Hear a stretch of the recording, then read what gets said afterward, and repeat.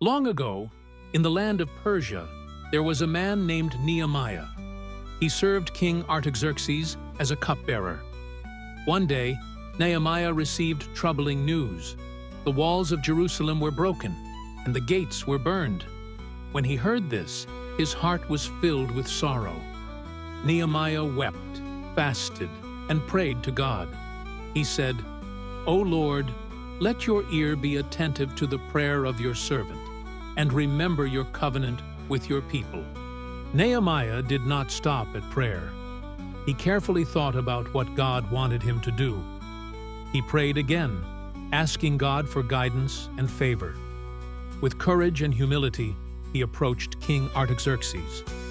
"If it pleases the king," he said, "let me go to Judah to rebuild Jerusalem."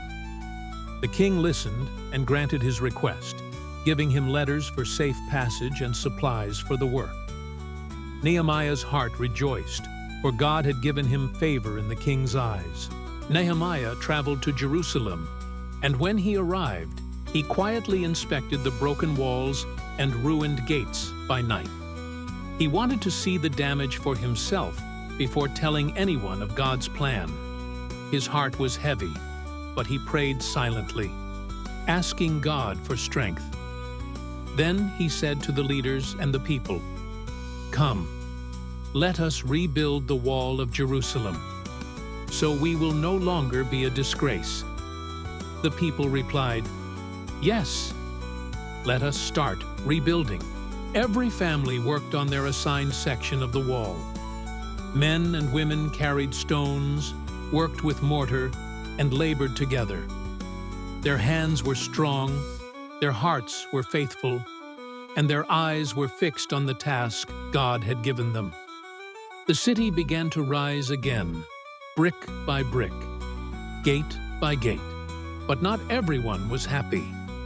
Sanballat, Tobiah, and other enemies mocked the people.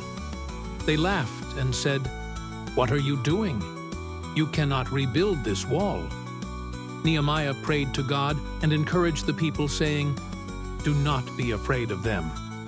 Remember the Lord, who is great and awesome.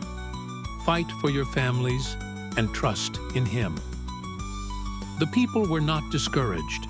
They continued working, relying on God's strength. Nehemiah also reminded the people to care for the poor, provide for those in need, and remain faithful to God. The leaders and people agreed to follow God's commands. Through prayer, courage, and faithful obedience, Nehemiah led the people to rebuild not just the walls, but their lives. God's hand had guided every step, and the city of Jerusalem was strong and secure once more.